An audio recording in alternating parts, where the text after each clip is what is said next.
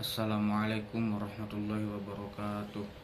Saya Ahmad Nadib Ibrahim, mahasiswa STAI Prodi PAI kelas 2B, akan membuat tugas UAS mata kuliah Ulumul Quran.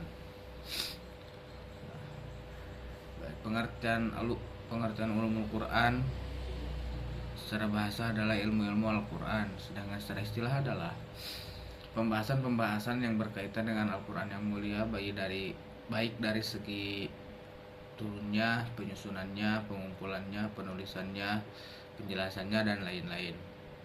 Nah, materi yang pertama adalah Nuzulul Quran.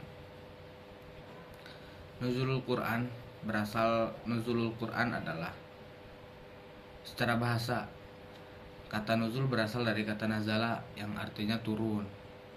Nah, sedangkan secara istilah, Nuzul Quran adalah turunnya wahyu dari Allah Subhanahu wa taala melalui malaikat Jibril kepada Nabi Muhammad SAW. Untuk pengertian istilahnya seperti itu. Nah, Al-Quran ini tidak diturunkan secara sekaligus, melainkan secara berangsur-angsur dalam kurun waktu 22 tahun, 2 bulan, 22 hari, seperti yang kita ketahui. Nah, turunnya Al-Quran secara berangsur-angsur ini bukan tanpa alasan. Hal ini memberikan kekuatan kepada Nabi Muhammad SAW dalam menghadapi tantangan dakwah. Jadi ketika pada saat itu kan banyak yang menentang dakwah Rasul Sallallahu Alaihi Wasallam. Nah, maka di situ keuntungan dari proses turun yang berangsur-angsur itu juga untuk memudahkan umat, untuk memudahkan umat dalam menghafal Al-Quran dan memahami isi Al-Quran. Nah, kurang lebih seperti itu untuk Nuzulul Quran. Yang kedua ada Asbabun Nuzul. Asbabun Nuzul adalah sebab-sebab turunnya Al-Quran. Nah, jadi Asbabun Nuzul ini adalah sebab-sebab yang melatar belakangi peristiwa yang melatar belakangi atas terjadinya penurunan Al-Quran. Nah, agar lebih mudah kita kasih contoh. Ada surat Al-Baqarah ayat 115 yang berbunyi Bismillahirrahmanirrahim. Fa'ainama tuwallu fasamma wajhullah. Innallaha wasi'un alim. Nah, di situ artinya adalah di sanalah wajah Allah, kemanapun kamu menghadap, di sanalah wajah Allah. Sesungguhnya Allah Maha Luas lagi Maha mengetahui. Nah, jika dilihat dari arti tersebut, hal ini berkaitan dengan arah kiblat ya, dimana ketika kita menghadap kemanapun maka di sanalah Allah ada gitu kan. Nah, pada penjelasan asbabun nuzulnya, jadi ketika ayat ini turun pada saat itu adalah para sahabat pada saat itu sedang melakukan perjalanan di malam hari, yang ketika di malam hari itu kan gelap gitu, tidak terlihat arah manapun. Nah, ketika malam itu para sahabat melaksanakan sholat. Nah, tetapi kebingungan dalam menentukan arah kiblat. Kemudian datanglah para sahabat itu kepada Rasul, kemudian turunlah ayat ini. Jadi jika dilihat dalam konteks asbabun nuzul ini, ayat ini bisa digunakan ketika sedang berada dalam perjalanan dan kita kesulitan untuk menentukan arah kiblat. Nah, maka ayat ini bisa berlaku. Tapi untuk saat ini mungkin masih bisa berlaku, tetapi kan pada zaman yang canggih ini sudah banyak kompas dan apapun itu alat navigasi untuk menentukan arah mata angin, juga untuk menentukan arah kiblat itu bisa kan. Nah, jadi kalau kita tidak melihat asbabun nuzulnya, mungkin kita akan beranggapan bahwa meskipun kita tidak dalam perjalanan, maka kita bisa menghadap kemanapun untuk sholat itu. Tapi kan tidak seperti itu pada nyatanya, karena jika dilihat dari asbabun nuzulnya itu Ya seperti itu, ketika para sahabat kebingungan dalam menentukan arah kiblat karena pada saat itu mereka sedang melakukan perjalanan di malam hari, kemudian turunlah ayat ini. Nah, kira-kira seperti itu untuk penjelasan asbabun nuzul. Yang ketiga ada munasabah Al-Qur'an. Nah, pengertian munasabah secara bahasa. Munasabah berasal dari kata nasaba yunasibu munasabatan, yang berarti berkesesuaian atau keterkaitan. Nah, secara istilah munasabah dalam ilmu tafsir adalah ilmu yang membahas tentang hubungan antara satu ayat dengan ayat yang lainnya, atau satu surat dengan surat yang lainnya, baik dalam bentuk kesamaan tema, konteks, atau pelengkap makna. Nah, jadi munasabah Al-Quran ini adalah hubungan antara satu ayat dengan ayat lain, ataupun satu surat dengan satu surat lain. Nah, kita ambil contoh dari hubungan antar ayat, hubungan ayat dari satu ayat dengan ayat yang lain. Nah, dalam Al-Quran surat Al-Insyirah ayat 5 dan 6 berbunyi ayat fa inna ma'al usri yusra, inna ma'al usri yusra. Nah, sesungguhnya bersama kesulitan ada kemudahan. Nah, pada ayat ini ayat tersebut disebutkan sebanyak dua kali, ya. Nah, itu menunjukkan penegasan bahwa sesungguhnya bersama kesulitan itu ada kemudahan. Nah, jadi hubungan antar ayat dengan ayat yang lainnya itu, jadi ayat yang ke-6 ini menegaskan ayat yang kelima bahwa sesungguhnya bersama kesulitan itu ada kemudahan. Nah, itu yang dinamakan munasabah Al-Quran. Seperti itu. Selanjutnya ada muhkam dan mutasyabih.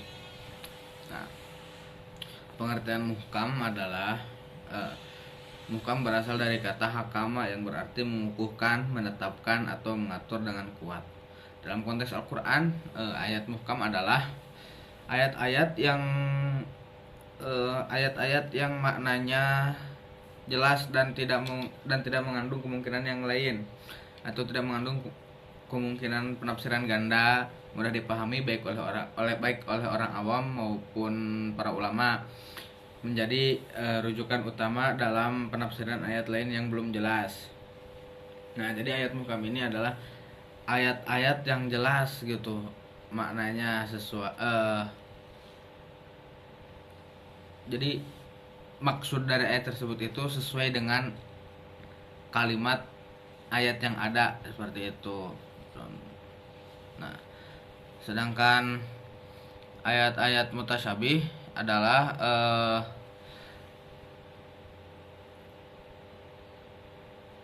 kata mutasyabih berasal dari kata tasyabaha, yang berarti saling menyerupai dalam Al-Quran. Ayat mutasyabih adalah ayat-ayat yang maknanya tidak langsung atau samar dan bisa memiliki lebih dari satu penafsiran, sering memerlukan tafsir dan penjelasan lebih lanjut dari ayat lain, hadis atau ijtihad ulama, mengandung simbol, kiasan, atau perkara gaib. Nah, jadi ayat mutasyabih ini ayat-ayat yang bisa jadi maknanya itu berbeda dari kalimat yang ada, jadi ada maksud tersembunyi, seperti itu. Nah, contoh ayat muhkam contohnya seperti Alhamdulillahirabbil alamin. Nah, segala puji bagi Allah, Tuhan semesta alam. Nah, jadi maksudnya itu langsung jelas bahwa segala puji yang ada itu adalah milik Allah, yakni Tuhan yang menguasai seluruh alam.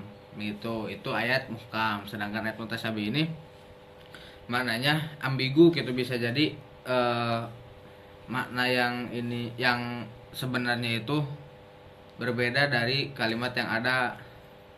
Contohnya bahkan bisa jadi bahkan bisa jadi hanya Allah yang mengetahui gitu yang mengetahui maksud dari ayat mutasyabih tersebut. Contohnya seperti Alif Lam Mim Yasin, yang seperti itu. Nah, kan untuk kita orang-orang awam itu kan sulit gitu untuk mencerna apa maksud dari ayat tersebut gitu kan. Selanjutnya ada nasih mansuh. Nah, nasih mansuh ini adalah penghapusan suatu ayat ataupun hukum oleh ayat atau hukum yang lain. Nah, nasih adalah ayat atau hukum yang mengganti dari ayat atau hukum sebelumnya yang sudah ada.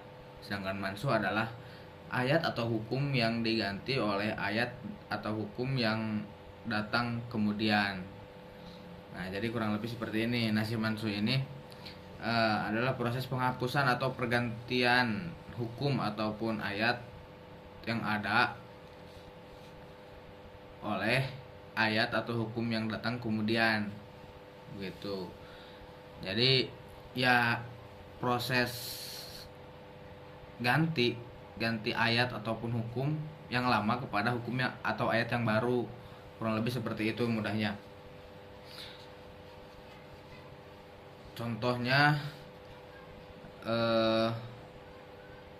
ayat tentang puasa ya, pada Quran surat Al-Baqarah ayat 184 yang awalnya puasa bisa diganti dengan fidyah, kemudian diganti oleh Al-Baqarah ayat 185-nya puasa wajib bagi semua yang mampu, tidak bisa diganti dengan fidyah kecuali ada uzur syar'i. Nah, jadi pada surat Al-Baqarah ayat 184 ini semua orang bisa mengganti puasa dengan fidyah pada ayat 184 ini.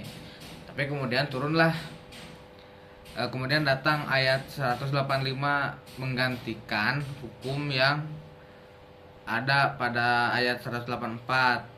Jadi puasa itu wajib bagi semua yang mampu, tidak bisa diganti dengan fidyah kecuali karena uzur syar'i. Berarti itu adalah nasih mansuh. Selanjutnya ada fawatih aswar. Nah, pengertian fawatih aswar adalah fawatih itu berasal dari kata fatihah yang berarti pembuka, sedangkan aswar itu adalah jamak dari kata surah yang berarti surat-surat. Jadi fawatih aswar adalah pembuka surat-surat. Jadi fawatih aswar kurang lebih adalah ayat pertama dari sebuah surat, seperti itu. Nah, umumnya ada macam-macam fawatih aswar. Jadi ayat pertama dalam sebuah surat itu bermacam-macam. Ada yang berupa huruf-huruf muqatta'ah, contohnya seperti alif lam mim, yasin, dan yang lain-lain seperti itu. Yang jadi huruf-huruf muqatta'ah. Jadi pembuka surat yang diawali oleh huruf-huruf muqatta'ah itu dibacanya huruf per huruf seperti satu-satu itu. Seperti alif lam mim, tidak dibaca alama seperti itu huruf-huruf muqatta'ah, pembuka surat dengan huruf-huruf muqatta'ah. Kemudian ada berupa kalimat pujian atau pengagungan kepada Allah, contohnya seperti subhanallazi asra. Nah, kan di situ maksudnya Allah yang, dan seterusnya seperti itu. Kemudian ada alhamdulillahirabbil alamin. Nah, itu kan sebuah pujian dari pengagungan kepada Allah, seperti itu. Kemudian ada yang berupa sumpah ataupun qasam, contohnya seperti wal asri, demi waktu. Kemudian walaili, demi malam, dan lain-lain seperti itu. Kemudian ada juga berupa seruan, contohnya seperti ya ayyuhallazina amanu, ya ayyuhan nas, seperti itu fawatih aswar yang berupa seruan. Kemudian ada berupa perintah, contohnya seperti qul ya ayyuhal kafirun, itu kan qul, kata di pembuka surat itu adalah katakanlah, kan seperti itu. Nah, itu fawatih aswar. Selanjutnya ada ijaz Al-Quran. Ijaz, pengertian ijaz adalah melemahkan atau membuat tidak mampu. Jadi ijaz Al-Quran ini adalah kemukjizatan Al-Quran, kurang lebih seperti itu. Jadi kemukjizatan Al-Quran untuk melemahkan atau untuk menunjukkan ketidakmampuan manusia dalam meniru Al-Quran. Ijaz Al-Quran itu seperti itu. Jadi kemukjizatan Al-Quran yang ditujukan kepada manusia yang mencoba untuk meniru atau mengatakan Al-Quran itu bohong. Nah, ditunjukkanlah kemukjizatan Al-Quran ini untuk melemahkan anggapan-anggapan mereka dan untuk meyakinkan mereka bahwa Al-Quran ini memang benar-benar wahyu Allah gitu, bukan buatan Nabi Muhammad. Nah, contoh dari kemukjizatan Al-Quran itu sendiri ada yang pertama, contohnya ada ijaz ilmi. Jadi ijaz ilmi ini kemukjizatan Al-Quran tentang pengetahuan. Nah, contohnya ada pengetahuan tentang penciptaan manusia. Penciptaan manusia. Nah, yang pada saat itu teori penciptaan manusia itu belum dikenal atau bahkan belum diketahui. Tetapi di Al-Quran sudah dijelaskan tentang proses penciptaan manusia itu bagaimana. Nah, itu menunjukkan bahwa Al-Quran itu memang wahyu dari Allah gitu. Jadi untuk melemahkan orang-orang kafir yang tidak percaya dengan Al-Quran atau bahkan mencoba meniru Al-Quran, begitu. Kemudian ada fenomena laut dalam. Jadi apa yang ada di dalam laut itu, ya kurang lebih seperti itu untuk ijaz Al-Quran. Jadi ijaz Al-Quran adalah kemujizatan Al-Quran untuk melemahkan orang-orang yang ingin meniru Al-Quran ataupun yang tidak meyakini Al-Quran supaya meyakini Al-Quran. Itu ijaz Al-Quran. Dan ada banyak lain sebagainya. Mungkin cukup hanya satu contoh dari ijaz Al-Quran ini. Ya, itu tadi contohnya penciptaan manusia ada di dalam Al-Quran, surat Al-Mu'minun ayat 12-14, seperti itu. Selanjutnya ada tafsir. Pengertian tafsir adalah tafsir berasal dari kata fassaro yufassiru tafsiron, yang artinya keterangan dan penjelasan. Sedangkan menurut Abu Hayyan, tafsir adalah ilmu yang membahas secara pengucapan lafal Al-Quran dan makna dari lafal tersebut, baik dari kata per kata maupun dalam kalimat yang utuh serta hal-hal yang melengkapinya. Itu untuk tafsir. Jadi tafsir itu penjelasan atau makna dari suatu ayat gitu. Nah, ada takwil. Kalau takwil itu pengertiannya tempat kembali, dan ada juga terjemah. Terjemah itu kurang lebih seperti mengalih bahasakan atau menerjemahkan dari bahasa Arab ke bahasa Indonesia, kurang lebih seperti itu untuk terjemah. Nah, ada perbedaan di antara ketiganya. Yang pertama fokusnya. Dari fokusnya saja sudah berbeda. Terjemah itu hanya mengalih bahasakan dari bahasa Arab ke bahasa Indonesia. Sedangkan takwil lebih dalam lagi fokusnya, yaitu mengungkap makna tersembunyi atau filosofis dari teks dari suatu ayat. Itu untuk takwil. Sedangkan terjemah itu menjelaskan makna teks. Jadi penjelasan makna dari suatu ayat itu tafsir. Nah, kalau takwil itu lebih dalam lagi, dikaji lebih dalam lagi. Nah, dari segi tadi itu dari segi tujuan. Ya, tujuan terjemah itu mengenai bahasakan, takwil itu mengungkap makna tersembunyinya. Tafsir itu menjelaskan makna teks. Nah, fokusnya terjemah itu kesesuaian bahasa dan makna literasi. Jadi menyesuaikan dari teks asli. Jadi kalau menerjemahkan ke bahasa Indonesia itu jadi disesuaikan dengan teks asli dari bahasa Arabnya. Itu untuk terjemah. Nah, takwil pemahaman metafosis, simbolis dan batiniah. Nah, sedangkan tafsir pemahaman literasi, kontekstual dan hukum. Nah, jadi dengan tafsir ini bisa menggali hukum seperti itu dan lain-lain. Nah, kedalamannya juga berbeda. Terjemah itu paling dangkal hanya pemindahan bahasa dari bahasa Arab ke bahasa Indonesia misalkan. Dengan takwil itu paling dalam penggalian makna di balik makna. Jadi makna tafsir itu masih bisa ditakwil seperti itu. Nah, untuk tafsir lebih dalam dari terjemah. Ya, kurang lebih seperti itu untuk tafsir, takwil dan terjemah. Selanjutnya adalah qiraat. Qiraat secara bahasa adalah bentuk kata jadian dari kata qara'a, yakni membaca, sedangkan secara istilah adalah salah satu cara membaca Al-Qur'an yang selaras dengan kaidah bahasa Arab dan sanadnya mutawatir serta cocok dengan salah satu dari beberapa mushaf Utsman. Nah, jadi qiraat ini adalah cara membaca Al-Qur'an yang baik dan benar, dan sanadnya juga sampai kepada Rasul. Karena ada perbedaan dalam pembacaan Al-Qur'an ini. Contoh, langsung saja masuk ke contohnya agar bisa dipahami. Pada surat Al-Maidah ayat 6 ada ayat yang berbunyi fagsilu wujuhakum wa aydiyakum wa ilal marafiq wamsahu biruusikum wa arjulakum ilal ka'bain. Nah, pada kata wa arjulakum,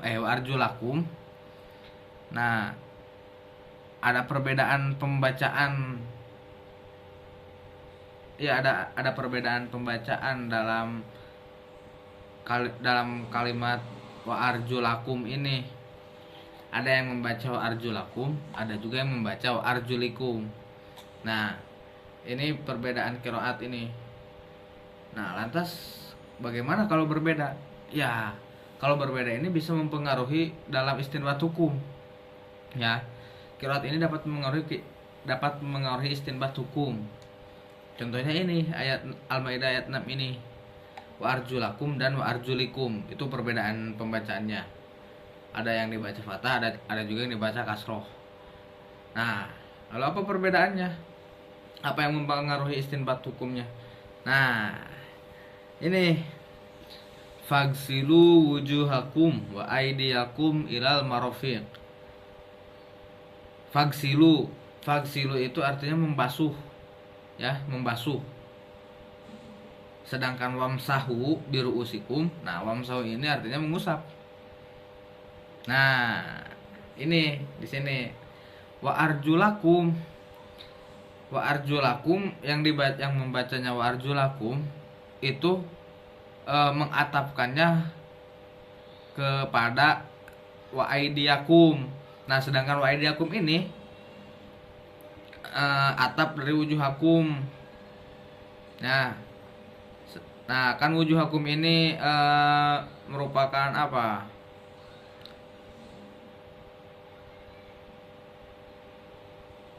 Khobar merupakan khobar dari fagsilu ya. Gak tahu khobar atau apalah itu ya. Mohon maaf nih, saya kurang tahu. Ya, pokoknya seperti itu. Kan fagsilu wujuhakum wa aydiyakum, itu tuh kan basuhlah wajahmu dan kedua tanganmu sampai ke siku ini. Nah, yang dibaca wa arjulakum, dia merujuknya ke fagsilu ini.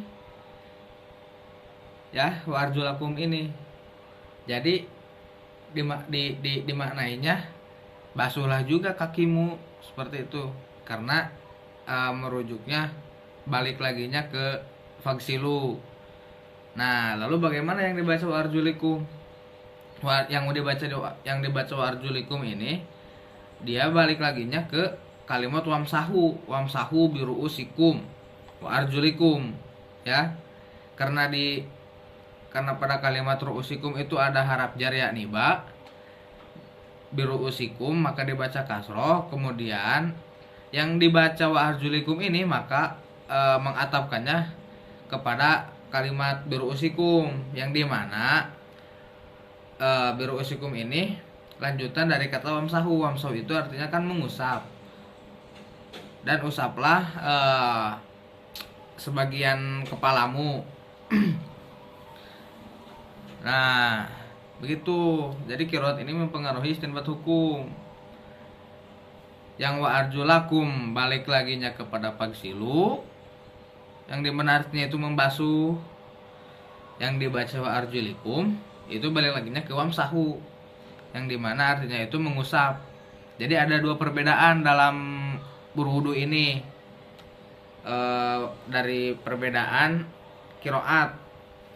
Ada yang membasuh kaki, ada juga yang mengusap kaki. Seperti itu pengaruh qiraat terhadap istinbat hukum itu. Ya, mungkin cukup sekian tugas Ulumul Quran semester 2 kelas PAI 2B ini. Mohon maaf bila terdapat banyak kesalahan ataupun kata-kata yang tidak benar ataupun ya yang tidak enak di hati, yang tidak enak didengar. Saya mohon maaf atas pribadi, itu murni kesalahan pribadi. Dan jika ada baiknya, ada benarnya, itu maka datangnya dari Allah yang sudah membenarkan diri ini. Mohon maaf atas segala kekurangan dan ketidakbisaan ini, karena saya juga masih belajar gitu ya. Ya, kita sama-sama belajar. Jika ada yang salah mohon dikoreksi, mohon arahannya. Sekian, wassalamualaikum warahmatullahi wabarakatuh.